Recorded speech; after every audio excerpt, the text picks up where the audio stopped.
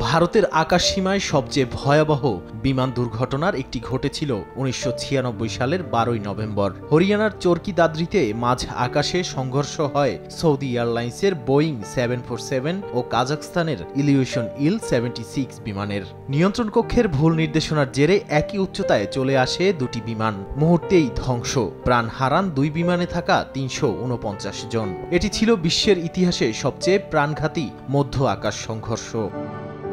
এরপর ২০১০ সালের ২২ মে দুবাই থেকে আসা এয়ার ইন্ডিয়া এক্সপ্রেস ফ্লাইট 812 অবতরণের সময় ম্যাঙ্গালোর বিমানবন্দরের রানওয়ে ছাড়িয়ে গিয়ে পড়ে গভীর খাদে। রানওয়েটি ছিল টেবিল টপ, অর্থাৎ চারদিকে খাড়া ঢাল। পাইলটের ভুল সিদ্ধান্ত ও প্রতিকূল আবহাওয়ায় নিয়ন্ত্রণ হারায় বিমানটি। প্রাণ যায় ১৫৮ যাত্রীর।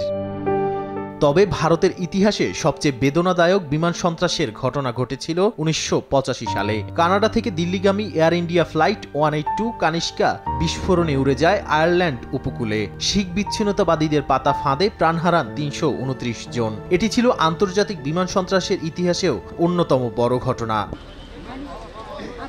এছাড়া ভারতের সামরিক ইতিহাসেও একাধিক দুর্ঘটনার রক্তাক্ত চিহ্ন রয়েছে। বিশেষ করে ফ্লাইং কফিন নামে পরিচিত মিগ-21 জেটের দুর্ঘটনা ঘটেছে বহুবার। প্রশিক্ষণ কিংবা কারিগরি সমস্যাজনিত কারণে এসব দুর্ঘটনায় প্রাণ হারিয়েছেন অসংখ্য পাইলট। আহমেদাবাদের দুর্ঘটনা কেবল একটি খবর নয়, এটি স্মরণ করিয়ে দেয় অতীতের সেই করুণ অধ্যায়গুলোকে, যেখানে এক একটি বিমানে শেষ হয়ে গিয়েছিল বহু পরিবার, বহু স্বপ্ন। নাদিম মারজান, সময় সংবাদ।